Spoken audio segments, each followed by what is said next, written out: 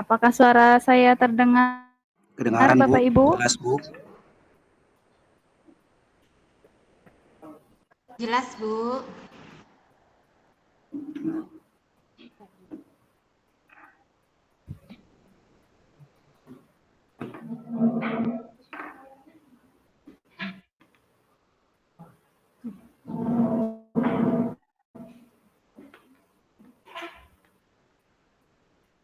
Baik, Bapak Ibu, acara webinar hari ini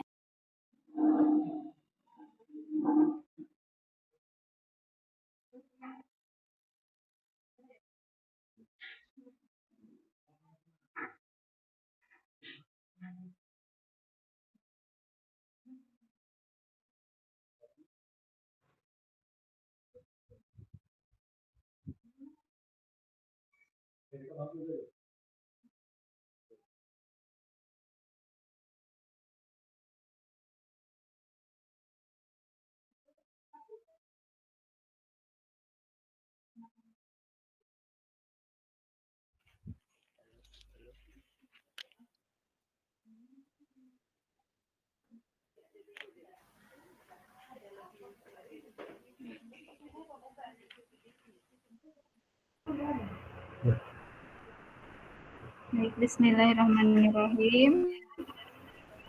Assalamualaikum warahmatullahi wabarakatuh. Selamat siang dan salam sejahtera untuk kita semua. Yang terhormat Ibu Kepala Sekolah SLB Negeri Batam, Ibu Dian Indriani. Yang kami hormati Bapak narasumber kita hari ini, Bapak Abu Laesi, serta Bapak Ibu guru yang ikut hadir dalam acara webinar hari ini. Alhamdulillah, puji syukur kita panjatkan karena berkat rahmatnya kita masih bisa berkumpul bersama, menimba ilmu dalam acara webinar seri yang pertama di komunitas sebelah SLB Negeri Batam.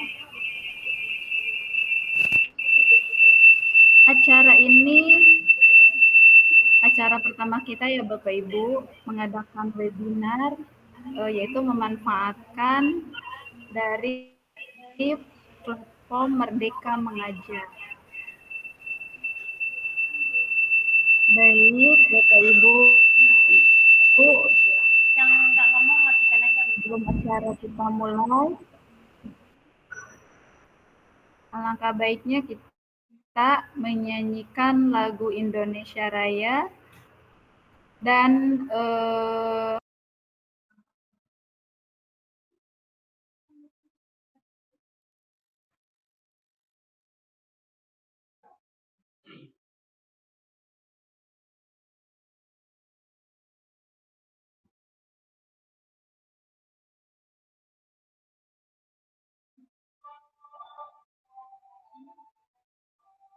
nggak bunyi.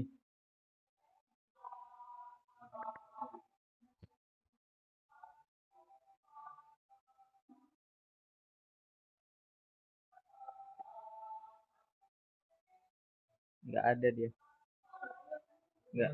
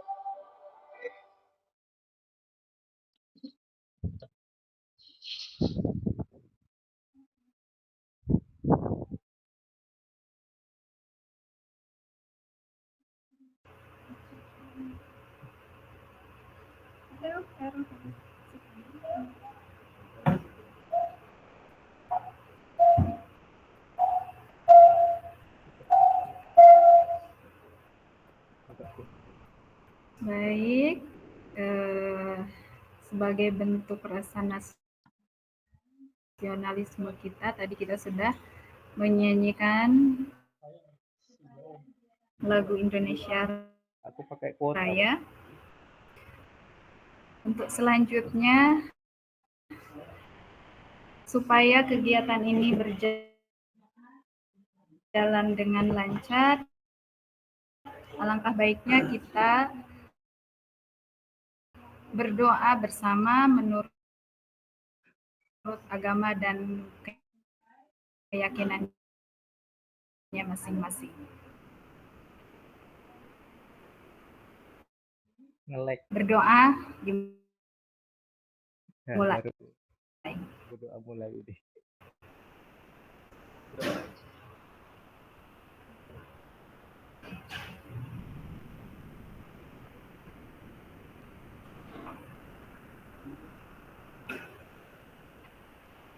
Berdoa selesai.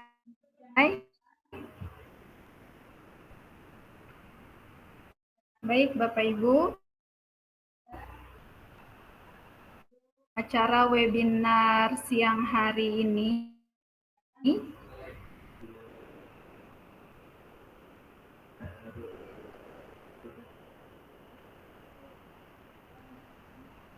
akan diisi oleh narasumber kita, yaitu Bapak Abu Laisi. Nah, nanti sebelum pemaparan materinya dimulai. Assalamualaikum warahmatullahi wabarakatuh. Yang terhormat Ibu Dian selaku Kepala SLB Negeri Batam, Bapak Ibu guru pembelajar semua yang berbahagia. Alhamdulillah, puji syukur kita ucapkan kehadirat Tuhan Yang Maha Esa karena pada hari ini kita telah bersama-sama bisa mengikuti kegiatan webinar perdana atau yang pertama kita adakan. Bapak Ibu yang kami hormati, bahwa ini nanti seperti yang disampaikan oleh Ibu Lelis tadi, nanti ada absen yang akan kita share di terakhir sekaligus umpan balik ya. Terus kita juga ingin Google Meet ini kita laksanakan selanjutnya. Dan ini masih ada 2 kali kegiatan lagi dan ini adalah yang pertama. Dan yang pertama ini kita rencanakan kemarin untuk kalangan sendiri atau yang telah kita kenal di lingkungan kita. Dan kita berharap nanti selanjutnya bisa melebarkan sayap ya. Jadi bisa ke SLB lain, jadi kita bisa berbagi praktik baik dengan SLB lainnya. Bapak Ibu yang kami hormati, untuk selanjutnya yakni dengan tema yang sudah kita tentukan pada hari ini, yaitu tentang modul ajar berdiferensiasi. Tentu kita masih ada yang bertanya-tanya apa itu berdiferensi, seperti apa. Nah, berikut nanti kita ikuti bersama-sama acara materi yang mungkin akan dipresentasikan atau disampaikan oleh beliau yang kita tunggu-tunggu, yakni Pak Abu Laisi sebagai narasumber. Begitu ya Pak ya, Pak Abu. Baiklah, silahkan untuk Pak Abu untuk menyampaikan materi atau mempresentasikan. Silahkan, waktu dan tempat Zoom, tempat Google Meet kami persilahkan.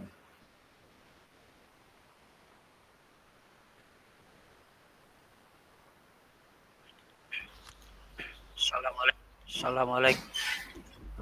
Assalamualaikum warahmatullahi wabarakatuh. Waalaikumsalam. Selamat siang dan salam sejahtera untuk kita semua.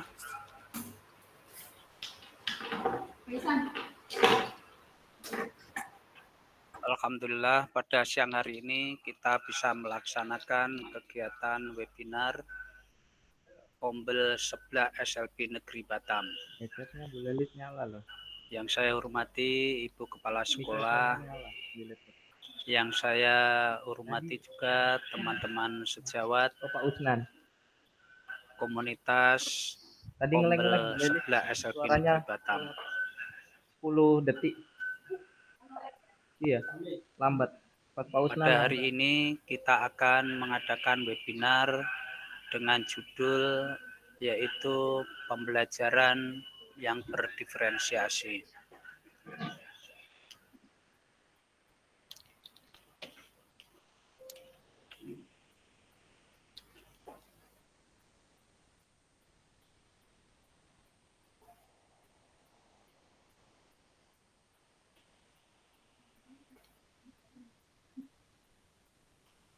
Sebelumnya,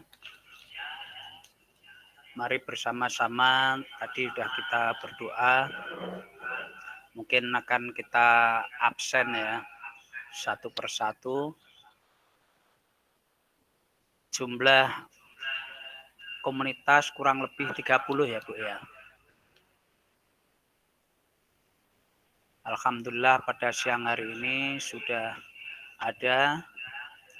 Mari bersama-sama kita berdiskusi, saling belajar, yaitu tentang pembelajaran yang berdiferensiasi.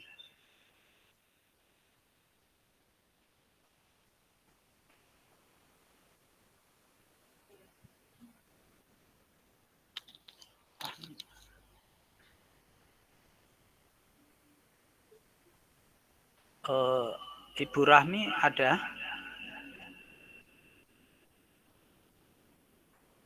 Ramu Saputri. Salat. Bantu Bu. Lagi sholat, Pak. Lagi sholat. Bu Putri. Ya, minta tolong. Dalam menyampaikan materi ini kami belum pakai Canva ya, masih pakai PowerPoint.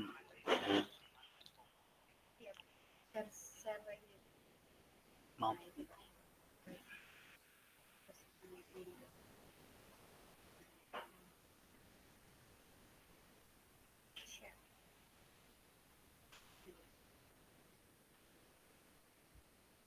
Ada nggak ini sharing? Udah ada ya? Sudah ya. Nampak. Lihat Pak, lihat.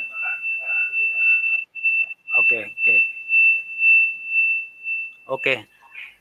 Jadi untuk kegiatan pada siang hari ini perlu kita sampaikan tujuannya, yaitu peserta memahami pentingnya pembelajaran terdiferensiasi.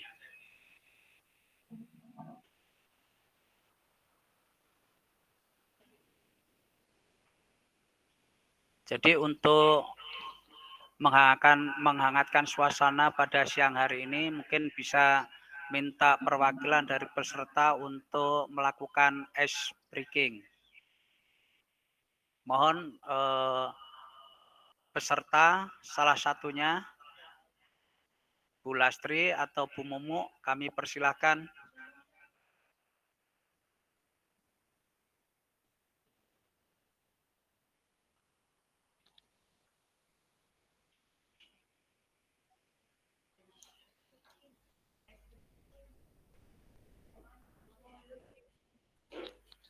Ayo.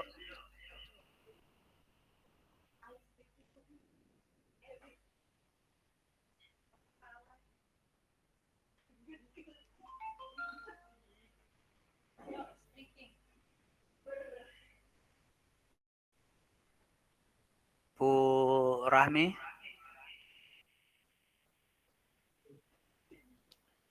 Ya Pak. Ayo. Ayo, salah satu peserta. Untuk apa Pak? Saya terpental tadi Pak.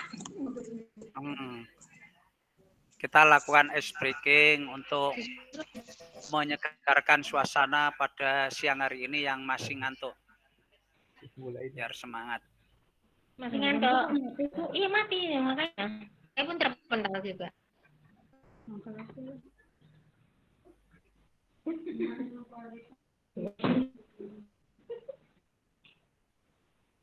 Ngapain? Baiklah, Bapak Ibu.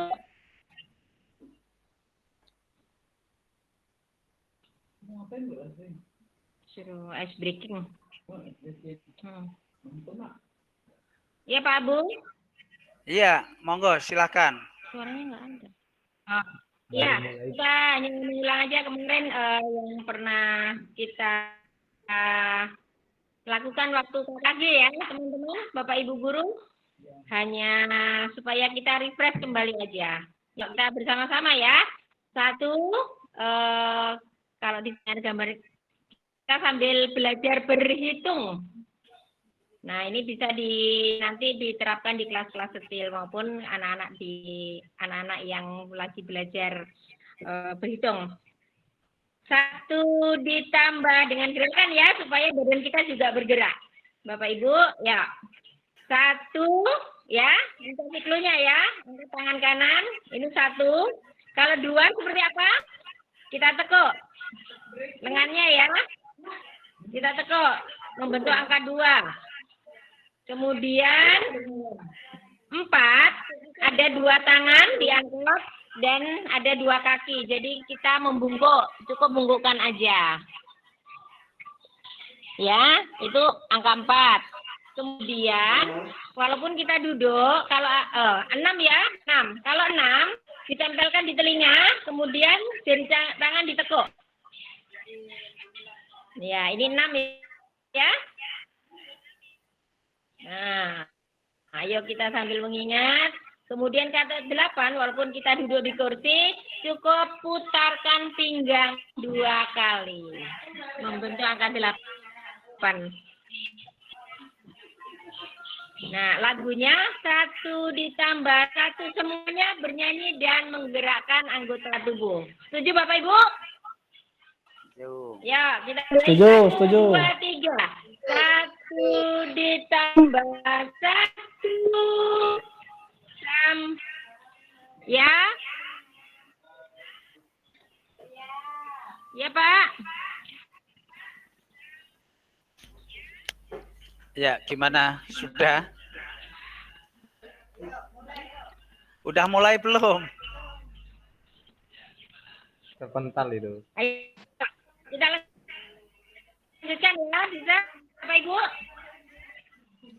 Ya, Bu. Iya, kita mulai dulu. Ayo, sekarang kita mulai ya. 1, 2, 3. Ayo lanjutkan Bu. Ayo. Gerakan anggota tubuh yang dibuat bernyanyi sama supaya kita kalau mengut nggak ketahuan. Oke. 1, 2, 3. 1 ditambah 1 dengan 2 ditambah 2 sama dengan 4 bungku. 4 ditambah 4 sama dengan 8. 8 ditambah 8 sama dengan 16. Oke. Sama dengan Ya, kita kasih tepuk.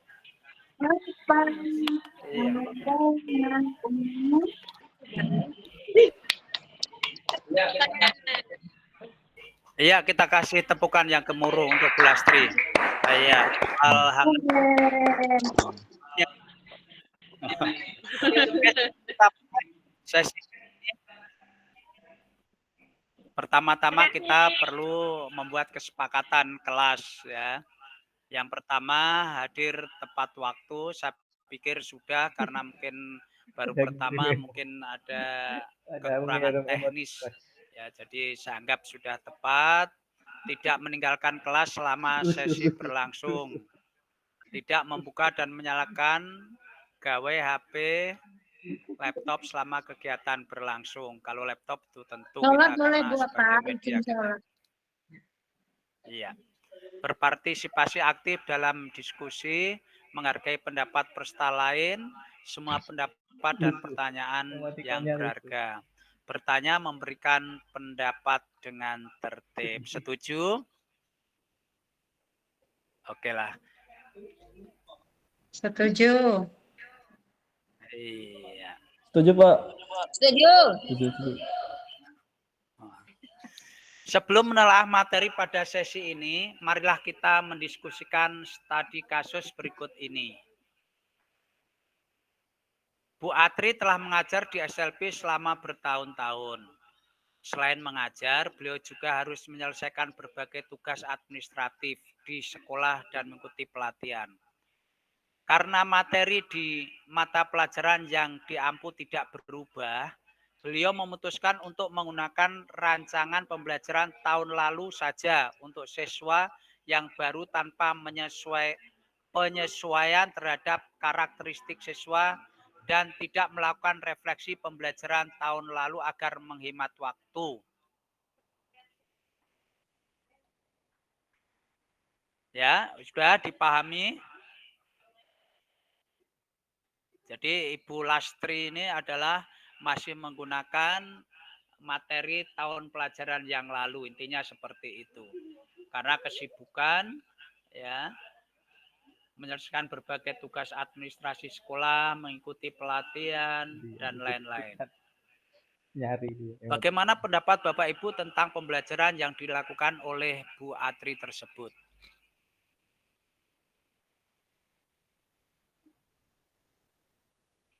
Ini sebenarnya ada template-nya ya. Jadi karena ini baru perangkatnya belum ada, mungkin bisa tunjuk jari satu-satu ya untuk menyampaikan pendapatnya.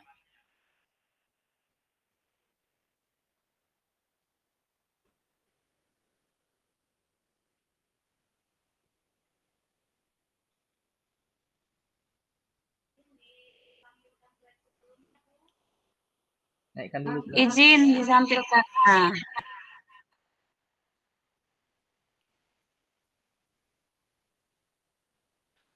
Jadi intinya Bu Atri itu membuat pembelajaran yang tidak berubah.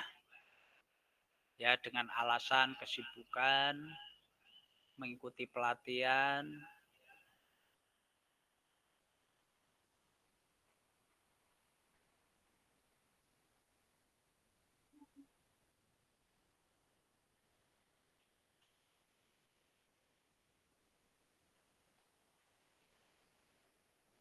Pak Bu minta apa? Ini untuk wilayah kabupaten kantor ini ada 1, 2, 3, 4. Yang wilayah kabupaten kelas tunanetra ada berapa orang? Mungkin ada perwakilan masing-masing zona untuk menyampaikan pendapatnya.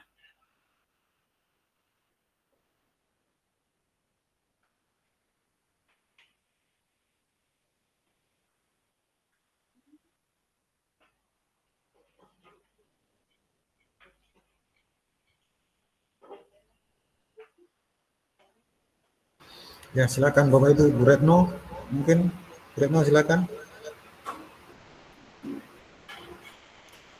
Atau Bu Sulastri? Ya Pak. Mungkin kita ajak dulu dari tunanetra, dulu. Wakilnya boleh Pak Ehsan, boleh Bu Lelis, boleh Pak Usnan. Menurut Bapak Ya, ini ada Bu Lelis, Pak Iksan, Pak Usnan, silakan. Ayo. Saya Pak. Oh, silakan Pak. Ya, kalau menurut saya sama halnya seperti dengan zaman yang semakin tahun semakin berubah, manusia itu juga membutuhkan penyesuaian terhadap segala hal yang ada di sekelilingnya. Jadi kalau kita melakukan sesuatu itu hanya berdasarkan hal-hal dulu saja, sebenarnya ada plus minusnya. Plusnya adalah kita tidak perlu menggunakan waktu yang tidak seharusnya untuk mempelajari hal yang tidak penting. Tapi kalau untuk masalah pendidikan, menurut saya itu hal yang penting untuk melakukan update setiap tahunnya, baik itu dari segi metodologi pembelajaran, karena itu nanti hubungannya dengan efektivitas pembelajaran di kelas, kecepatan anak dalam menerima pembelajaran, dan efisiensi lah, kita membahas tentang efisiensi. Jadi dalam pendidikan penting kita untuk mau atau mengikuti perkembangan zaman, di mana hal tersebut bisa menyokong efektivitas kita di dalam kelas nanti, karena itu kan haknya anak ya, sebagai pelajar, mereka berhak untuk mendapatkan pembelajaran yang terbaik. Oleh karena itu, bagi saya, menurut saya, kasus yang tadi itu, apa yang dilakukan ibu tersebut kurang bijak, karena kita sama saja seperti menunjukkan bahwa kita tidak peduli dengan pendidikan anak, gitu Pak. Oke, terima kasih. Tadi yang disampaikan oleh Pak Ehsan, mungkin ada pendapat dari yang lainnya? Atau bisa ditambahi?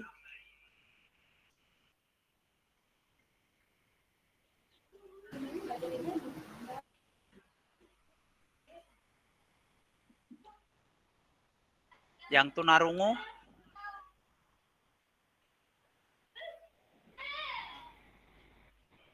Izin Pak Abu. Ya, silakan. Sebut nama Saya NIP. terpental keluar dari itu. Cuma saya pakai akunnya Bu Lena ini. Boleh? Ya, sesuai amal dan perbuatan. Ayo.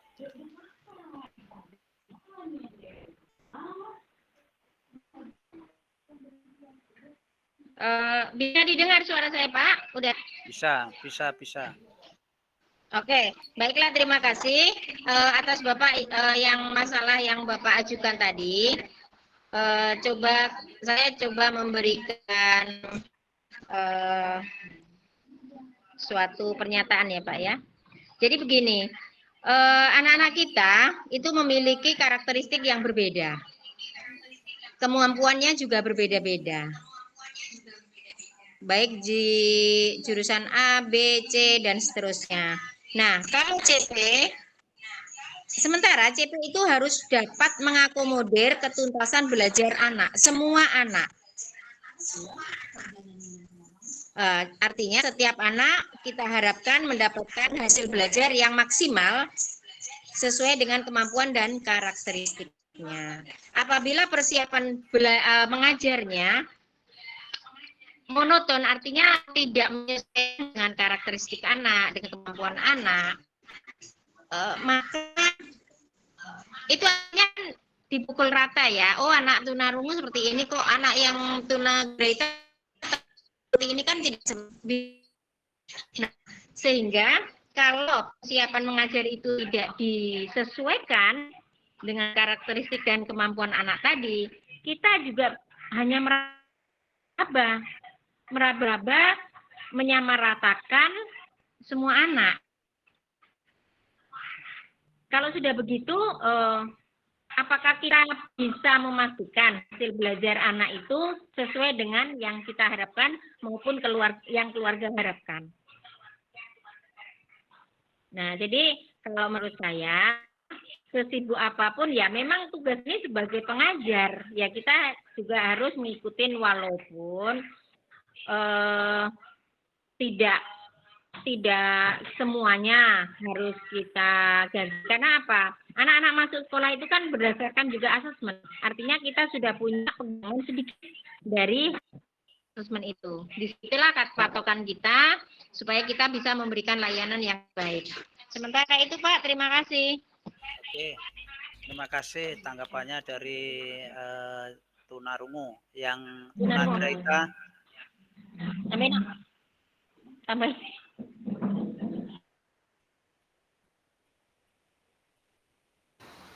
Silakan yang dari tunagrahita, Bapak Ibu yang mewakili guru tunagrahita, karena masih ada waktu ini untuk menjawab soal dari Pak Abu ini.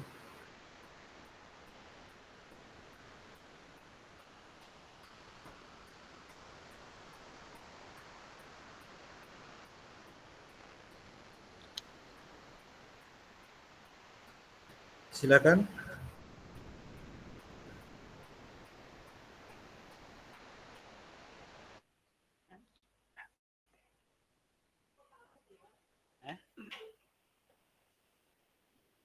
Mau ganti ganti apanya?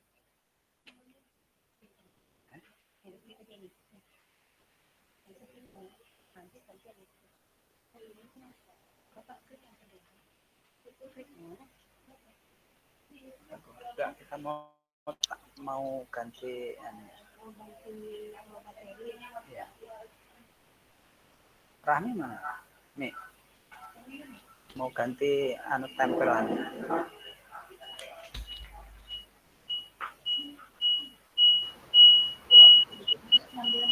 Silakan Bapak Ibu yang dari kelas tunagrahita atau ada yang mewakili, silakan. Bu Lia.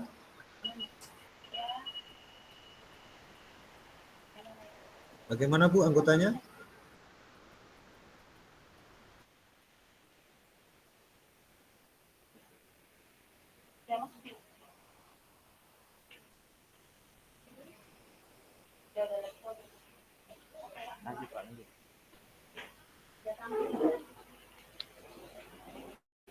Ya, oke. Jadi yang tunagrahita belum ada ya.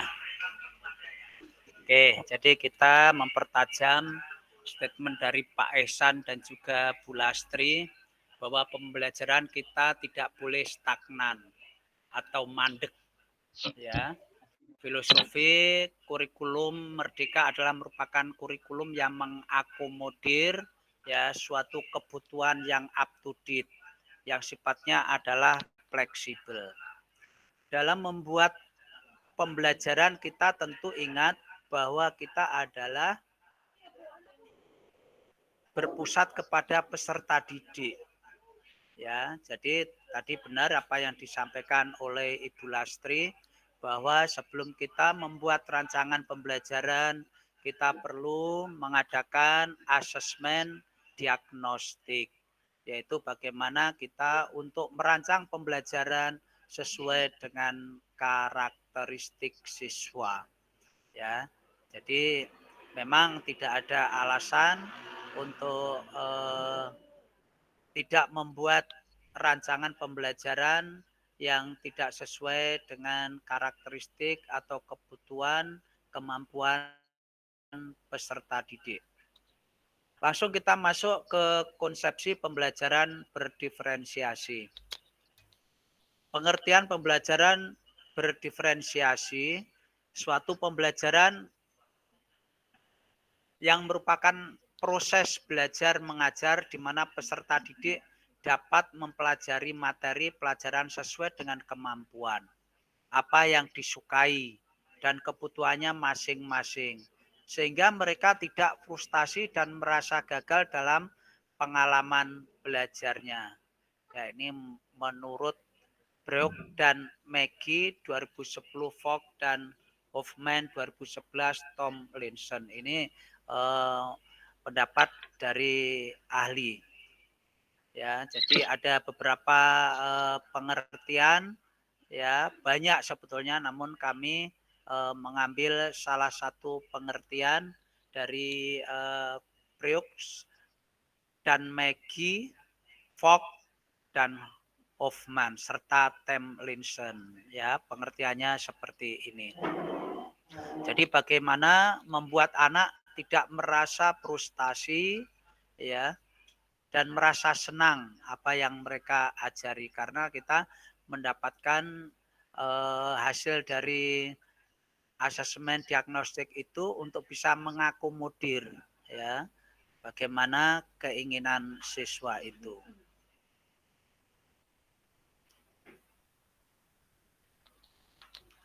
Dalam pembelajaran berdiferensiasi, guru perlu menyusun bahan pelajaran kegiatan-kegiatan, tugas-tugas harian, baik yang dikerjakan di kelas maupun yang di rumah.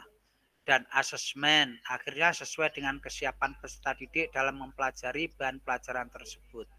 Ya, jadi seperti tadi yang saya sampaikan, bahwa kita untuk membuat bahan ajar adalah merupakan treatment dari hasil asesmen diagnostik itu. Minat atau hal apa yang disukai peserta didiknya dalam belajar dan bagaimana cara menyampaikan pelajaran yang sesuai dengan profil belajar peserta didik. Ya, jadi ini mungkin ada peserta didik yang sukanya misalnya audiovisual gitu ya. Ada yang mereka juga anak sambil bernyanyi. Nah, inilah keragaman daripada anak-anak kita. Didapat dari mana? Yaitu didapat dari asesmen. Ya, karena ketika kita melihat, kita observasi di kelas-kelas gitu ya, kita juga melihat ada anak yang kebetulan mereka itu apa ya istilahnya ngomong sendiri. Ya, kayak di kelas Bu Vela itu tadi ada anak yang ngomong sendiri. Tapi ternyata mereka juga mengerti materi yang disampaikan gitu. Jadi ternyata kita tidak menyamaratakan, kita pembelajaran harus secara terbuka atau secara ceramah saja. Tapi ternyata anak itu orangnya itu ngomong sendiri, ngobrol sendiri, roti o gitu kan. Tapi ketika dia tanya sama gurunya, mereka ternyata bisa gitu. Artinya apa? Bahwa mereka memang stylenya belajar itu beda-beda. Nah, inilah kepiawaian gurunya ya untuk memberi porsi kepada peserta didik sehingga tujuan yang ingin dicapai yaitu CP-nya itu capaian pembelajaran paling tidak mendekati apa yang diinginkan itu bisa terpenuhi. Jadi mungkin kita sambil menyampaikan materi, tapi kalau ada peserta yang ingin bertanya atau diskusi, boleh kita inyut atau kita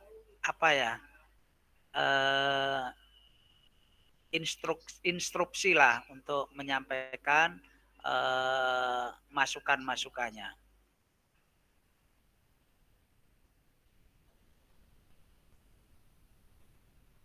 Ada 3 aspek yang harus diketahui guru dalam pembelajaran berdiferensiasi. Yang pertama yaitu aspek konten yang mau diajarkan. Yang kedua, aspek proses atau kegiatan-kegiatan bermakna yang akan dilakukan oleh peserta didik di kelas. Nah, tadi yang Pak Bu sampaikan bahwa kegiatan bermakna ini ada yang mereka juga sambil ngomong, ada yang mereka serius, ada yang mereka duduk termenung, tapi ternyata itu bisa masuk dalam pembelajarannya. Yang ketiga yaitu asesmen ketercapaian tujuan pembelajaran. Ya, jadi kita juga memerlukan asesmen ketercapaian yaitu asesmen sumatif. Sampai di sini para peserta komunitas sebelah mungkin ada masukan atau ada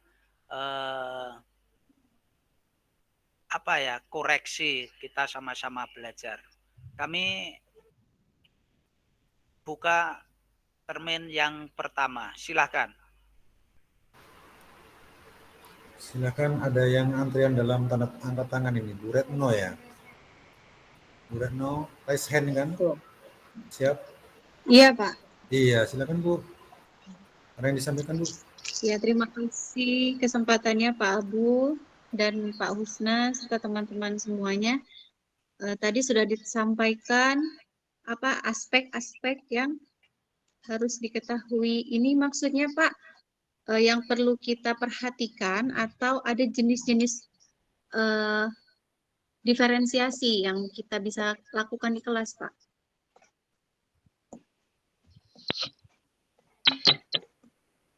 Pak Abu? Iya. Sebelumnya saya mau mengkonfirmasi yang Bapak sebutkan ini, aspek-aspek yang harus kita perhatikan sebelum kita menyusun pembelajaran berdiferensiasi atau jenis-jenis pembelajaran berdiferensiasi yang bisa kita terapkan di kelas ya Pak? Ya, ini suatu aspek pembelajaran yang berdiferensiasi. Jadi aspek Baik. konten yang tiga aspek ini Bu. Jadi ini adalah yang perlu dipahami gitu sebagai Pak, dasar lah. Oh iya, ada tambahan Pak dari Monggo. saya mendapatkan materi sebelumnya kan dari PGP ya Pak. Nah, kami Ya. itu dikemukakan ada 4 diferensiasi yang bisa kita terapkan di kelas.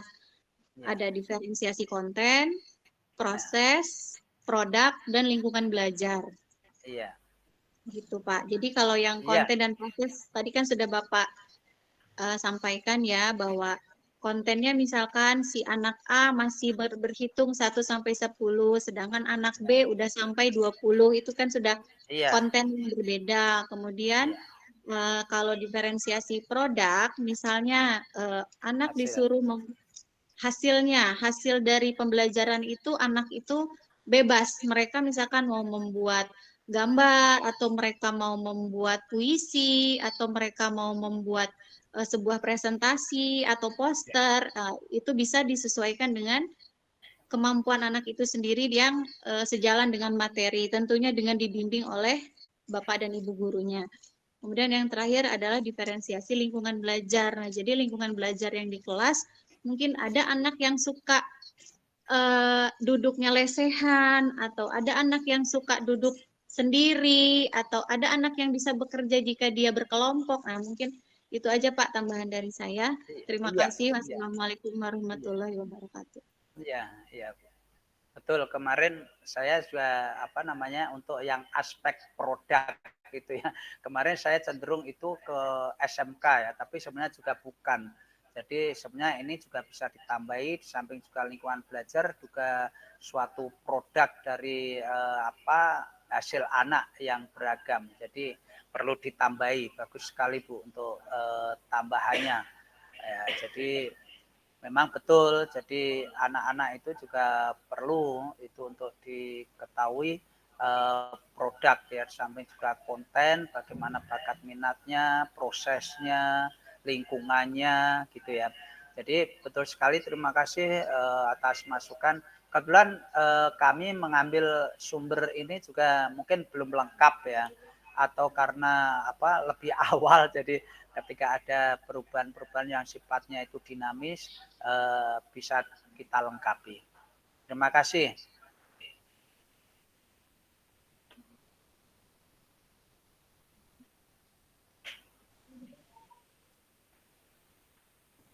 Berikutnya itu prinsip-prinsip kunci pembelajaran berdiferensiasi.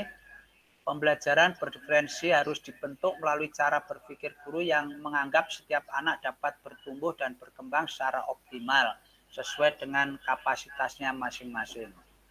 Ini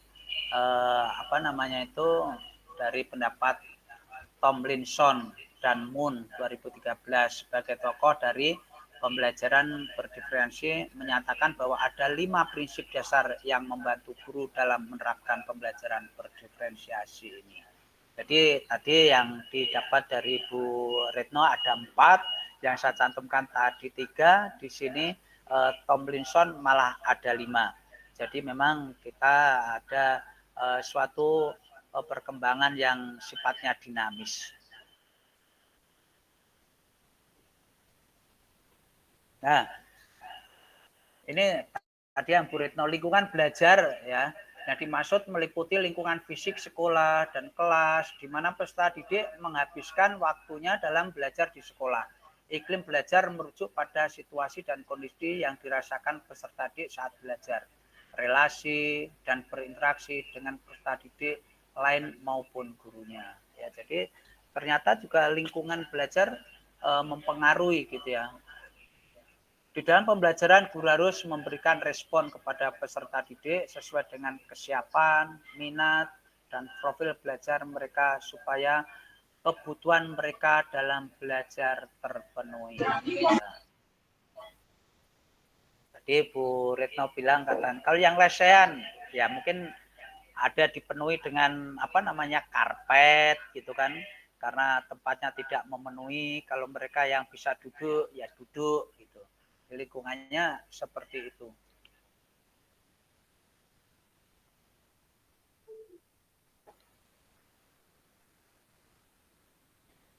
Tentunya didukung dengan kurikulum yang berkualitas. Di dalam kurikulum yang berkualitas tentu saja harus memiliki tujuan yang jelas sehingga guru dapat tahu apa yang akan dituju di akhir pembelajaran, yaitu dengan merujuk kepada CP masing-masing modul yang ingin dibuat. Di samping itu fokus guru dalam mengajar adalah pada pengertian peserta didik, bukan pada apa materi yang dihafalkan mereka. Ya, jadi kalau sifatnya konteks atau textbook gitu ya, jadi kita tidak melihat, tapi sekarang kurikulum Merdeka lebih pada kita melihat pada kemampuan peserta didik. Yang terpenting adalah pemahaman terhadap materi pelajaran yang ada di benak peserta didik sehingga dapat diterapkan dalam kehidupannya. Ya, ini adalah pembelajaran yang bermakna kepada peserta didik.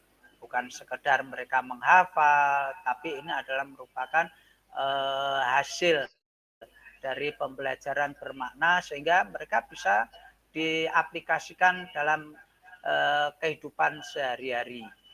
Ya, dalam hal misalnya berhitung, ya, yang di pelajaran-pelajaran bahasa Indonesia, matematika, mereka bisa mengaplikasikan tentang bahasa Indonesia yang baik dan benar, ya.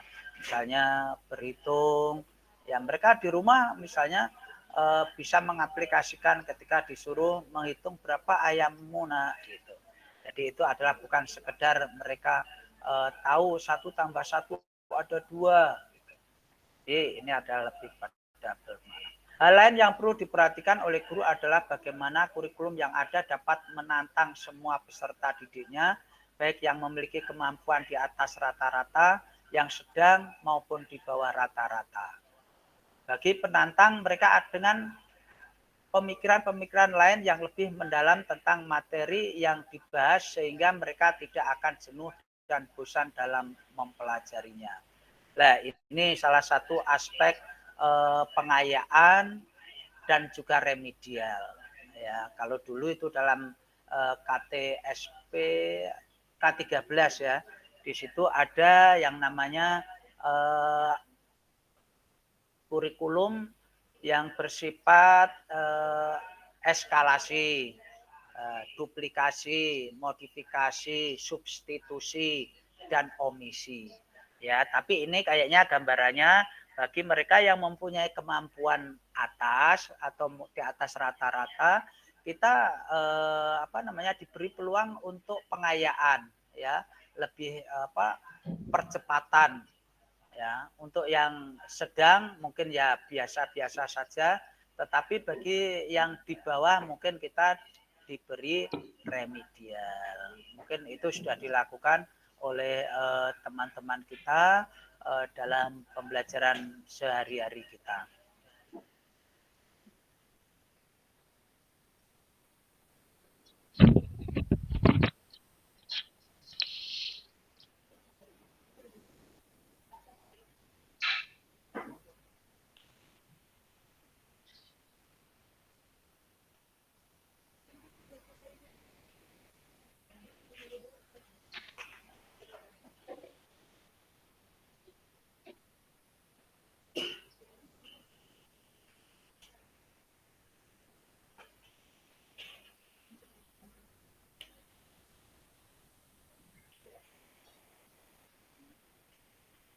Berikutnya yaitu asesmen yang berkelanjutan. Yang dimaksud dengan asesmen yang berkelanjutan adalah guru secara terus-menerus melakukan formatif asesmen dalam pembelajaran agar dapat memperbaiki pengajarannya dan juga mengetahui apakah peserta didik sudah mengerti tentang materi pelajaran yang dibahas.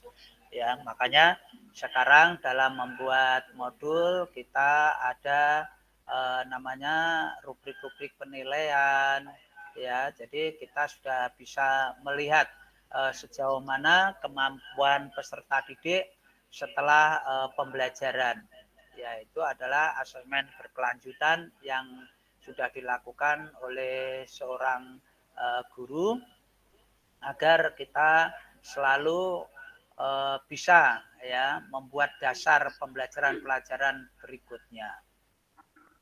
Ataupun juga mungkin dalam capaian pembelajaran atau tujuan pembelajaran belum tercapai, sehingga guru bisa memperbaikinya di sisi mana, ya, mungkin di materinya, mungkin di metodenya, ya, atau mungkin di pengelolaan kelasnya.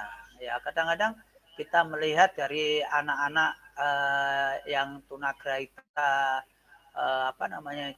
kita lihat untuk mengorganisir kelas memulai aja sulit gitu loh. Jadi yang satu lari ke sana, lari ke sini gitu kan. Mau minta tolong sama siapa gitu kan. Ya, inilah suatu hambatan kita yang sebetulnya guru hanya mengajar 5 anak, ternyata harus 11 anak. Ya. Jadi untuk mengkondisikan ini agak sulit. Ya. Saya ketika kita melakukan observasi itu ya, jadi kita melihat data di lapangan tersendiri, bagaimana ingin mencapai suatu tujuan ya, ketika kita terhambat adanya pengelolaan kelas karena siswanya yang homogen, ya, tempat duduknya yang sempit ya. Jadi ini menjadi pemikiran kita ya untuk diperbaiki atau untuk dievaluasi. Jadi asesmen formatif ini tidak diberikan nilai angka ya.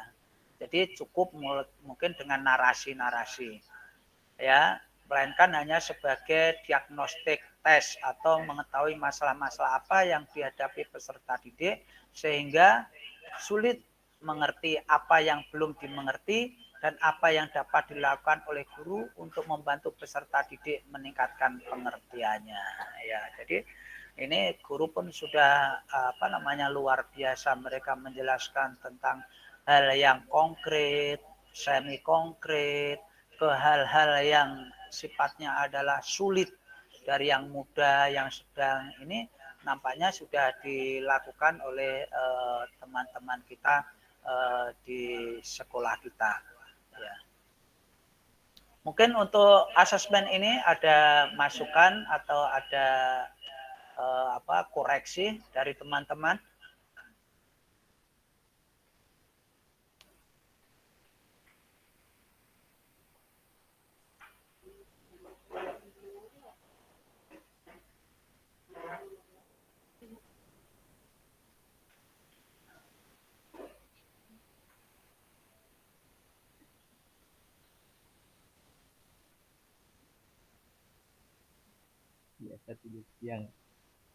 Nah, keragaman peserta didik ya tentu walaupun yang dikategorikan reguler saja secara fisik mereka sama, tetapi sebetulnya juga mereka adalah berbeda. Setiap manusia diciptakan unik dan khusus. Tidak ada satu orang pun yang sama persis walaupun mereka kembar, tetapi pasti ada perbedaan di antara mereka. Demikian juga halnya dengan peserta didik di kelas. Ketika mereka masuk dalam sekolah, pastinya mereka bukanlah selembar kertas putih yang kosong. Ya.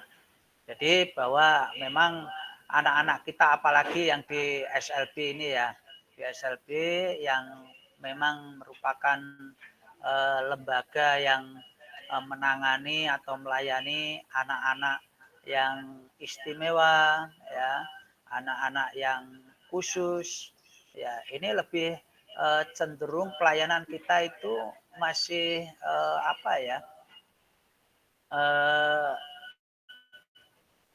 secara umum gitu loh, belum secara spesifik. secara umumnya bukan secara umum maksud saya seperti ini. Jadi SLB ini secara umum itu adalah bahwa anak tunarungu misalnya. Anak tunarungu itu sebenarnya kan bisa dikategorikan mereka ringan, sedang, dan berat. Jadi ini masih di generalisasi, yang penting di anak tunarungu. Padahal ini adalah perlu mereka adalah dibedakan. Jadi bagaimana pelayanannya terhadap anak yang ringan, ya yang ringan itu adalah yang desibelnya 0 sampai 30 ya. Nanti yang sedang itu adalah 30 sampai 60 desibel, ya 60 sampai 90 itu adalah tuli, yang 90 ke atas itu adalah mikrofon. Itu sebenarnya adalah untuk pengelompokan kelas itu perlu gitu ya. Ya, jadi setiap siswa memang mempunyai keunikan sendiri-sendiri. Di dalam diri setiap anak ada karakteristik dan potensi yang berbeda satu sama lainnya yang harus diperhatikan oleh guru. Ya, ini menurut Tomlinson ya, menjelaskan keragaman peserta didik dipandang dari 3 aspek yang berbeda. Ayo kita coba apa saja 3 aspek yang menurut pandangan Tomlinson. Yang pertama yaitu kesiapan. Ya. Pengertian kesiapan di sini adalah sejauh mana kemampuan, pengetahuan, dan keterampilan peserta didik dalam mencapai tujuan pembelajaran. Guru perlu bertanya apa yang dibutuhkan oleh peserta didiknya sehingga mereka dapat berhasil dalam pembelajaran. Ya. Ini apakah sudah dilakukan untuk guru-guru kita ya?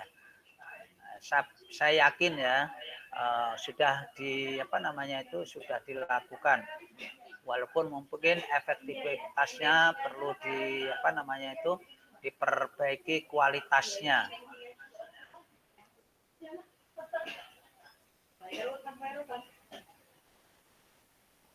Ya, ada beberapa perangkat yang dibutuhkan peserta didiknya.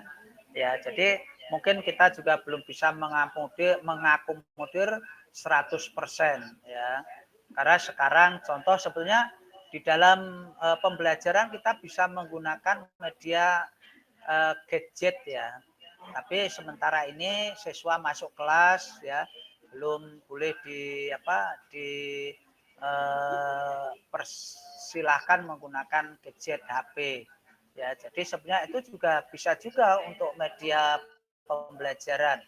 Contohnya misalnya belajar tentang menyusun kalimat ya dengan kata-kata mengetik WA atau SMS sebenarnya juga efektif ya.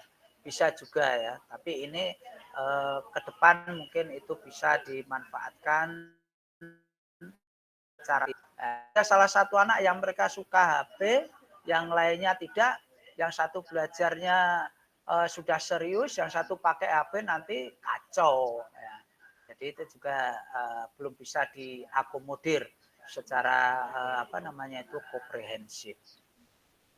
Kesiapan peserta didik harus berhubungan erat dengan cara berpikir guru, yaitu bahwa setiap peserta didik memiliki potensi untuk bertumbuh baik secara fisik, mental, dan kemampuan intelektualnya. Kemudian guru dapat menanyakan kepada peserta didiknya apa yang mereka minati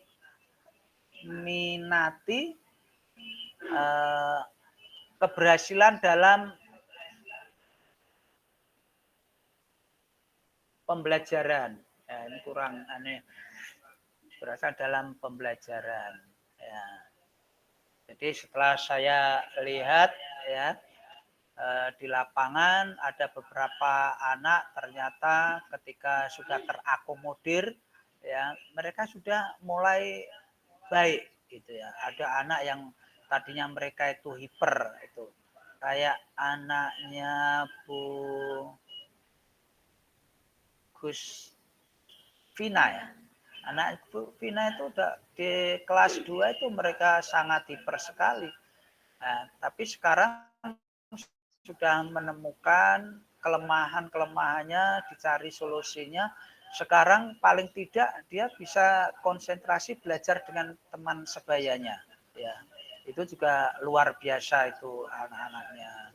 Ya kayak Bu Wanda itu ada yang namanya Siva, ya itu sekarang sudah bisa menemukan, dulu kelahi terus itu sama apa namanya itu Novita itu, tapi sekarang dia malah dekat gitu. Tapi ya itulah hebatnya guru, mereka sudah bisa melihat kesiapan siswa itu apa yang harus dipenuhi, ya. Ini adalah merupakan apa namanya itu keberhasilan guru dalam suatu mempersiapkan kesiapan siswa.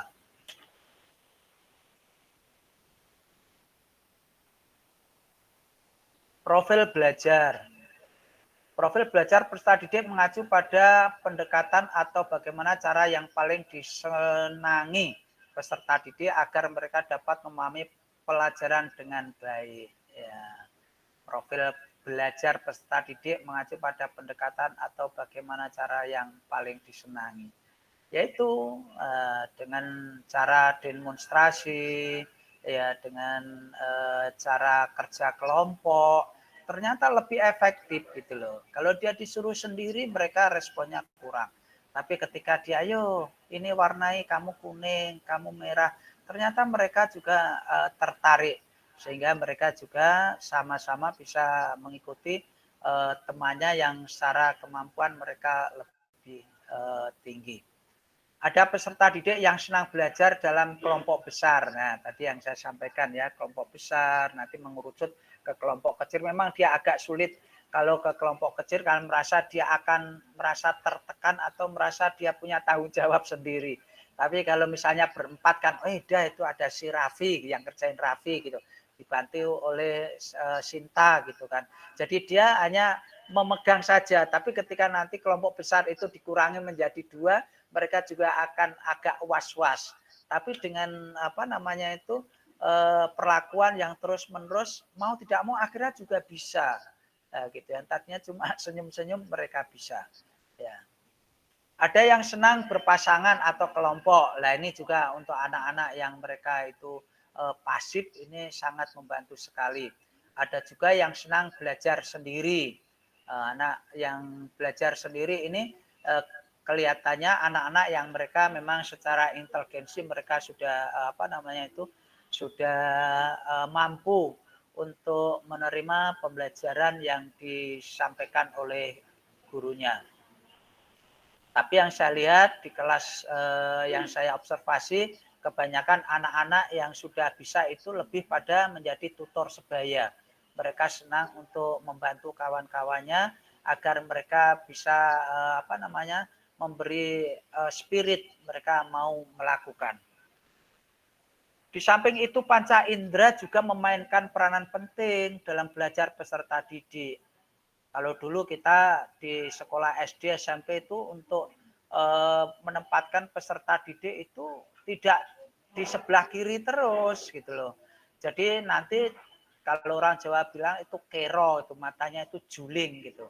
Ya mereka harus dirubah ya. Apalagi anak-anak kita yang mereka mempunyai hambatan low vision, untuk anak tunanetra misalnya. Jadi mereka butuh ditempatkan di tempat-tempat yang dekat dengan media pembelajarannya. Ya. Tidak hanya apa namanya itu anak tunanetra, ternyata anak tunarungu banyak yang mereka mengalami hambatan dalam penglihatan atau low vision itu banyak gitu ya. Jadi anak-anak kita itu sekarang banyak anak tunarungu itu yang pakai kacamata itu. Ternyata mereka butuh bantuan kaca pembesar. Ada peserta didik yang dapat belajar lewat pendengaran saja. Tadi yang saya sampaikan, apa namanya murid Bu Vela tadi yang dia ngobrol aja gitu, tapi dia mendengarkan gitu. Ada yang harus melihat gambar, ya. Ini mereka cara apa namanya itu melihat gambar, atau ada yang cukup melihat tulisan-tulisan saja. Ya, ini mereka yang punya kecerdasan visual dan audio. Ini anak-anak semacam ini adalah juga jarang, tapi juga ada gitu loh. Jadi misalnya mereka cukup gitu. Ada misalnya kayak dulu itu Gus Dur itu ya. Kayak Gus Dur itu membaca Quran tuh dia nggak dibaca. Gitulah, cuma tempelkan di depan matanya aja. Itu dia sudah tahu isinya. Ya. Ada yang mereka yang hobi lagu misalnya.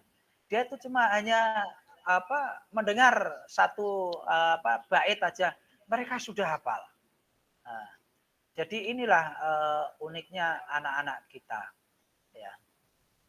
Namun di samping itu juga ada pula peserta didik yang memahami pelajaran dengan cara bergerak, baik menggerakkan hanya sebagian atau seluruh tubuhnya, kinestetik. Ya, ada juga peserta didik yang hanya dapat mengerti jika ia memegang atau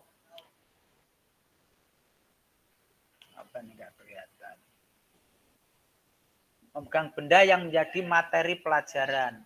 Jadi dia butuh alat atau benda konkret untuk membantu dia mengingat memorinya. Ya. Jadi misalnya kayak senam-senam aerobik, senam yang kita modif dengan berhitung, itu juga bisa itu untuk istilahnya terapi. Ya tadi kayak Bulastri itu juga bisa gitu kan. Jadi kalau dengan gerakan-gerakan 1 ditambah 1 ya, dia ingat gitu dengan gerakan tangan itu. Tapi kalau dia dengan cara-cara yang konvensional duduk gitu kan, 1 tambah 1 berapa? Mungkin nggak tahu gitu loh. Tapi kalau sambil menyanyi ya 1 ditambah 1 2 Bu gitu. Tapi kalau secara konvensi kita belajar di ruang kelas ya, bahkan mungkin ditulis sekalipun ya, itu kadang-kadang anak juga sulit ya. Ya tadi juga dibantu dengan kinestetik gitu kan, mungkin bisa ya kinestetik. Misalnya kemarin Pak Nan itu waktu belajar itu 1 jari kanan 1 jari kiri ya kan, digabung jadi 2. Nah, digabung jadi 2 ya. Jadi mereka secara tidak langsung sudah berhitung. Tapi kalau dia secara konvensional, mereka juga sulit. Bahkan sampai ke berapa itu Pak Nan itu? Yang salam-salaman. 5 ya. 5 jari kanan, 5 jari kiri, ku gabung jadi 10. Wah, itu untuk berhitung secara konvensional itu.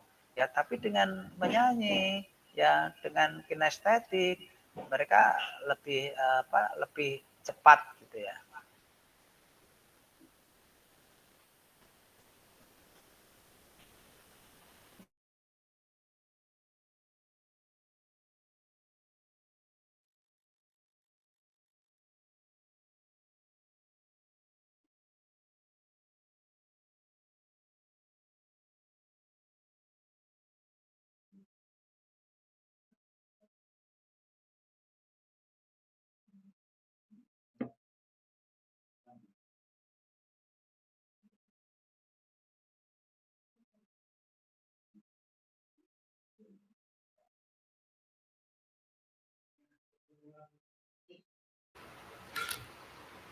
Ya, selamat siang Pak Bu.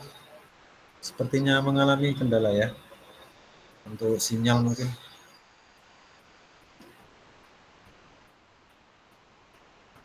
Ya, jadi seperti yang disampaikan Pak Bu, ini ada perbedaan individu ya dari setiap anak. Jadi masing-masing mempunyai perbedaan cara belajar atau perbedaan keinginan, bukan hobi dan sebagainya. Jadi itu sebagai guru kita harus mengentry ya, kita harus menerima itu, harus sadar bahwa itu ada, dan itu semua harus diterima oleh guru dan kita fasilitasi. Kalau cara belajarnya dengan cara pendengaran, dia lebih suka mendengar, lebih cepat mendengar, kita pakai gaya yang mendengar atau auditori. Pak Abu masih gangguan ya? Ya, sambil menunggu Pak Abu, ini kami infokan bahwa kegiatan ini nanti juga akan berlangsung pada tanggal 23 April ya Bapak Ibu, sambil menunggu. Terus sama tanggal 14 Mei tahun 2024.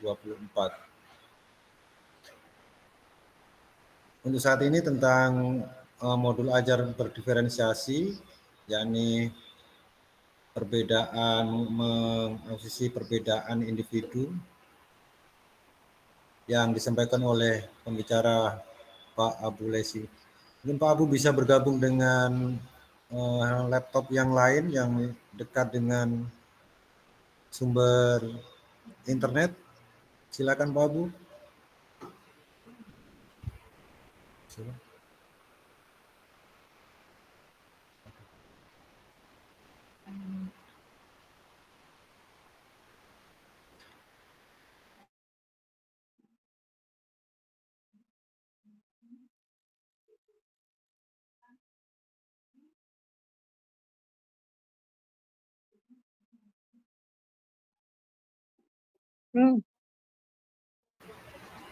Izin Pak Nan, Ya, Pak silakan. Abunya terlempar loh Pak. Iya. Butuh bantuan ini tak? Coba ditanya sama Pak Abu. Kalau butuh kita. Sinyal nggak stabil Pak. Ya, terima kasih Pak Abu. Kita tunggu gabungnya lagi ya. Nah, ditunggu Pak gabungnya lagi katanya. Mereka. Kalau teman-teman ada yang perlu ditanyakan, nanti saya catat. Terus kemudian kalau Pak Abu sudah gabung kita sampaikan gitu ya. Ada yang disampaikan?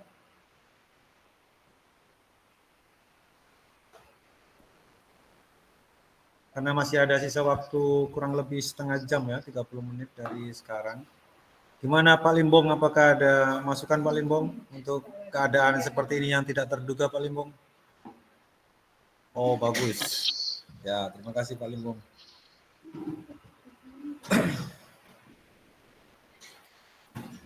Ya, Saudara Pak Indra mungkin. Pak Indra, ada masukan Pak Indra untuk pembelajaran individu, perbedaan individu ini, yakni berdiferensiasi ini? Ya, seperti yang disampaikan Pak Abu tadi, kebetulan saya cuma sekedar sharing ya, Pak. Jadi kebetulan saya sudah memberlakukan di kelas saya, jadi setiap individu itu di kelas saya yang berjumlah 16 siswa itu kemampuannya berbeda-beda, Pak. Ada yang sudah bisa menulis dan membaca dan memahami sebuah teks, ada yang hanya bisa menulis dan menyalin, terus ada yang tidak bisa menulis tapi secara imajinasi dia sangat bagus. Terus ada yang sama sekali tidak bisa menulis. Di waktu itu pembelajaran saya seperti IPA kemarin kebetulan mengenal tentang cara berkembang biak makhluk hidup dengan cara bertelur. Kebetulan kemarin saya kenalkan sebuah langsung secara nyata Pak, dengan gambar, dan kebetulan saya langsung membawa binatang aslinya Pak, yang tentu saja aman untuk anak-anak. Kenapa saya membawa binatang itu? Tujuannya biar anak-anak itu bisa melihat secara nyata dari materi yang saya sampaikan. Jadi tidak hanya melihat di gambar saja gitu. Terus biasanya setelah pembelajaran saya berikan seperti asesmen untuk anak-anak, dan itu biasanya saya kelompokkan. Saya kelompokkan itu, kalau yang mampu belajar, saya kelompokkan sama anak-anak yang mampu belajar. Contoh seperti ada anak yang sudah mampu menulis, memahami teks, terus yang satu tidak mampu memahami, tidak mampu menulis, tapi dia mampu memahami instruksi. Nah, itu saya jadikan satu. Jadi mereka saling bekerja sama, semua apa yang saya ucapkan tadi dia bisa menuliskan kembali. Contoh semua disuruh mengisi hewan apa saja yang tadi sudah Pak Indra sampaikan tentang pembelajaran makhluk hidup yang berkembang biak dengan cara bertelur. Biasanya seperti Raka itu dia memang mampu menulis, mampu memahami teks, tapi kadang dia sering lupa apa yang kita sampaikan, sering lupa, dan si Farhan yang melengkapi. Biasanya seperti itu. Dan untuk siswa yang belum mampu sama sekali, dia hanya mampu latih, itu biasanya saya berikan gambar Pak ya. Seumpama berhubungan dengan makhluk hidup tadi, saya biasanya berikan gambar seumpama di situ ada kura-kura yang memang bertelur atau ayam yang memang cara berkembang biak bertelur, mereka biasanya hanya sebatas mewarnai saja. Kalau semua pembelajaran matematika, saya berikan huruf biasanya. Huruf cuma seperti 1200 atau huruf 100, mereka hanya sebatas sampai mewarnai saja. Biasanya sih seperti itu. Dan saya kelompokkan juga yang tidak hanya mampu latih dengan yang mampu latih. Itu untuk mempermudah saya juga sebenarnya. Begitu Pak, terima kasih. Baik, terima kasih Pak Indra atas pengalaman dan sharingnya di sini. Oh iya, Pak Abu sudah bergabung ini. Terima kasih ya, Pak Abu. Silakan Pak Abu untuk dilanjut apa yang dilanjutkan yang tadi Pak Abu. Silakan.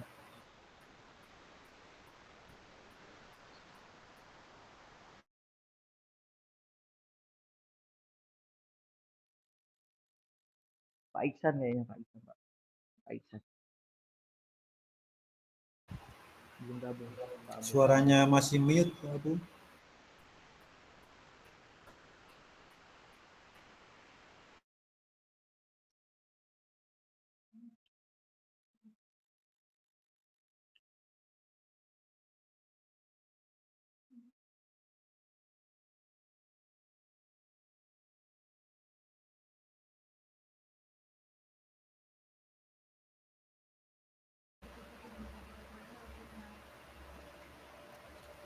Masih mute Pak Abu.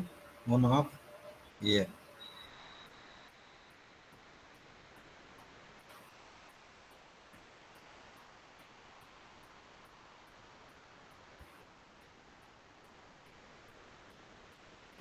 Belum ada suara Pak Abu.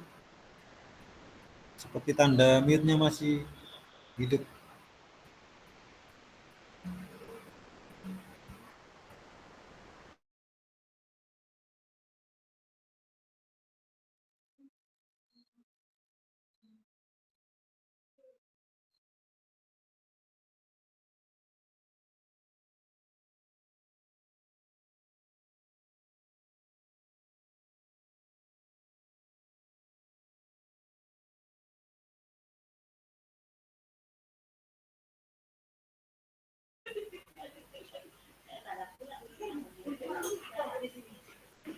Mi, kan udah muncul anunya? Ini enggak, tapi enggak jelas. Oke. Ya. Sudah Pak Abu, suaranya udah ada. Oke. Ya. Oke. Kok gelap? Iya. Oke, ada beberapa strategi yang dapat dilakukan oleh guru untuk dapat mendiferensiasi konten yang akan dipelajari oleh peserta didik adalah: satu, menggunakan materi yang bervariasi. Yang kedua, menggunakan kontrak belajar. Yang ketiga, menyediakan pembelajaran mini. Yang keempat, D, menyajikan materi dengan berbagai moda pembelajaran. Yang E, yaitu menyediakan berbagai sistem yang mendukung. Jadi ini adalah suatu strategi yang kompleks gitu ya. Jadi saling terkait ya, harus bervariasi ya, menggunakan kontrak belajar, menyajikan materi dengan berbagai moda yang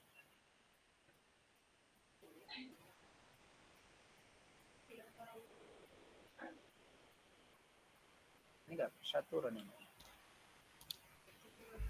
Ya.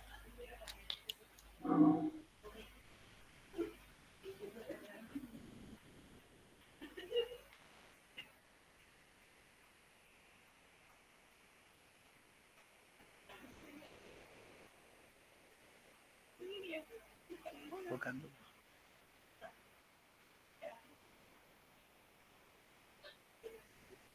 Tadi biasa bisa diturunkan.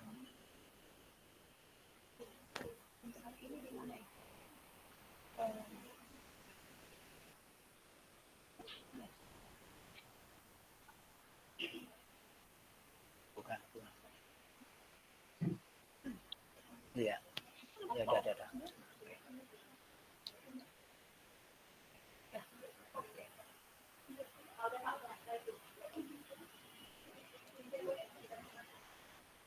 Ya, yang pertama tadi adalah konten, yang kedua yaitu proses.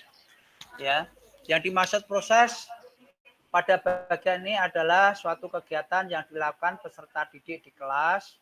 Kegiatan yang dimaksud adalah kegiatan yang bermakna bagi peserta didik sebagai pengalaman belajarnya di kelas, bukan kegiatan yang tidak berkorelasi dengan apa yang sedang dia pelajarinya.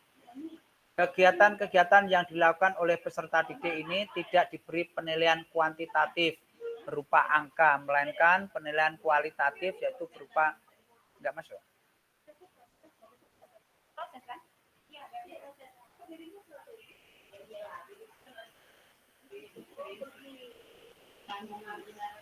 Kegiatan-kegiatan yang dilakukan oleh peserta didik ini tidak diberi penilaian kuantitatif berupa angka, melainkan penilaian kualitatif yaitu berupa catatan-catatan umpan balik mengenai sikap, pengetahuan, dan keterampilan apa yang masih kurang dan perlu diperbaiki, ditingkatkan oleh peserta didik. Jadi penilaiannya masih seperti yang lama, yaitu kognitif, afektif, psikomotorik, ya, yaitu berupa catatan-catatan tentang pengetahuan akademik.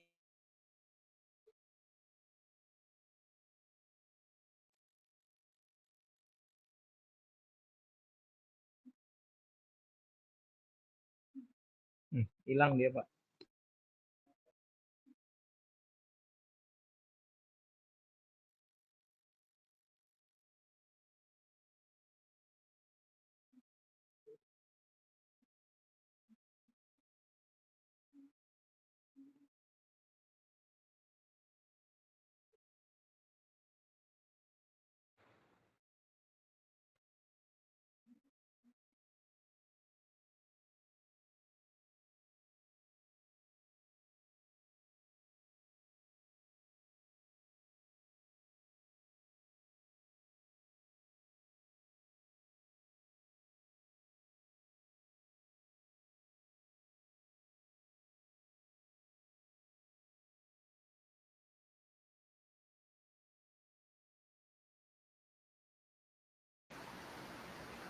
Ya, ada kendala lagi sepertinya, padahal ini peserta udah antusias Pak Abu, udah ada 41 ini. 41 yang ikut online dan ingin bergabung dengan modul ajar berdiferensiasi yang Bapak sampaikan. Ya, tidak apa-apa Bapak Ibu, untuk link sekedar info, link absen akan dibagikan di sesi terakhir ya. Dan ini kita nunggu dulu. Ini ada masukan dari teman-teman pada webinar kali ini atau webinar selanjutnya.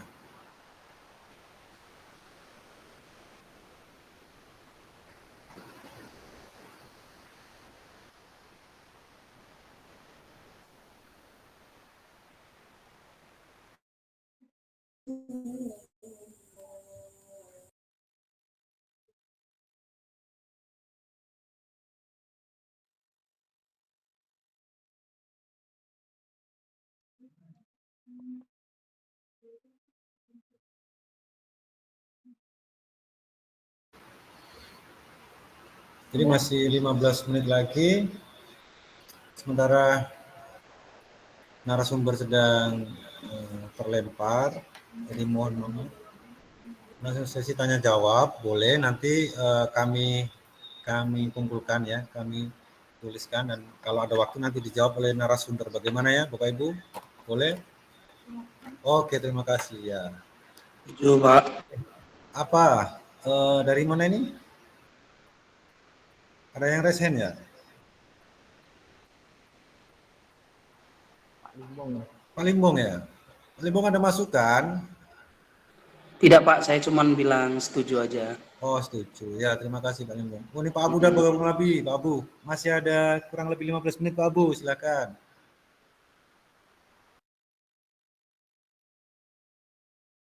Pak Abu lagi berusaha. Bu Ernida, Pak. Bu Ernida mau memberikan masukan.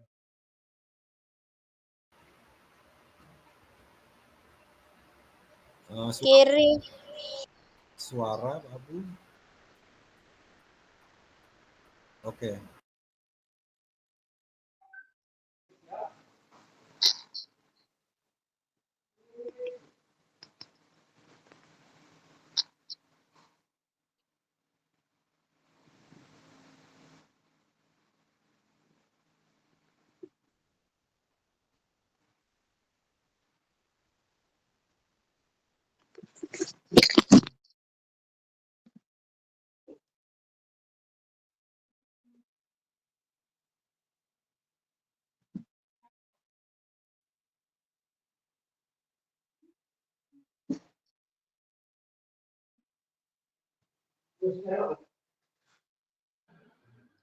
Pak Usnan.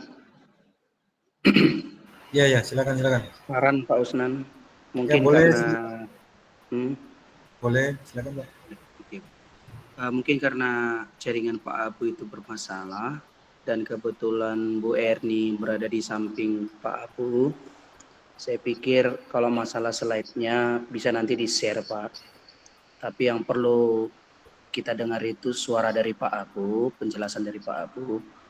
Mungkin bisa di-backup sama kamera dari Bu Erni Pak. Oh, iya. Nah, jadi presentasinya tetap berlanjut, nanti slide-nya bisa dikirim ke kita. Jadi ilmu yang dari Pak Abu bisa dapat kita, Pak. Ya.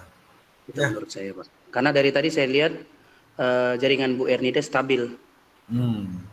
Betul. Mungkin dia pakai Telkomsel, Pak, bukan Nextel. Iya, cuma dia pakai HP, Pak. Iya, makanya saya bilang kalau slide bisa dikirim ke kita nanti. Yang penting itu suara merdu dari Pak Abu Roma. Ya. Baik. Terima kasih saran Pak Limbong. Boleh tergantung Bu Ernida sama Pak Abu ini.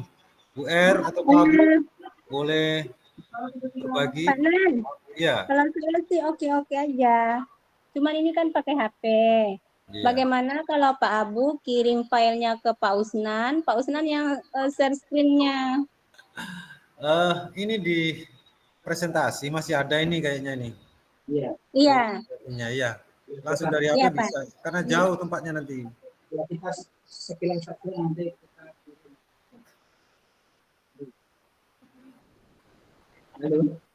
Halo.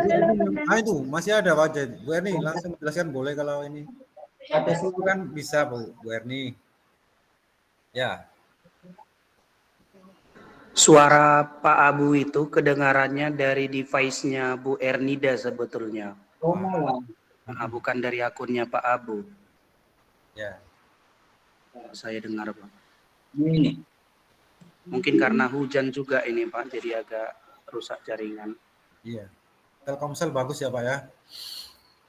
Kebetulan saya pakai Smartfren, Pak. Oh iya. Bersahabat berarti Bapak. Oke, silakan. Smartfren, sahabat pintar.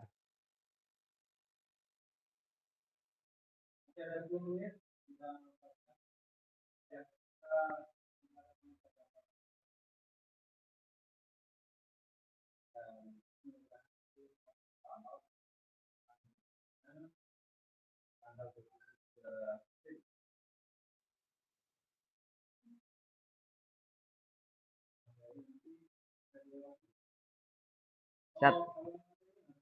Di-share lewat chat.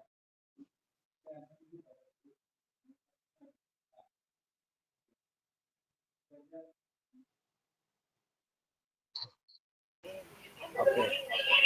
Kembali.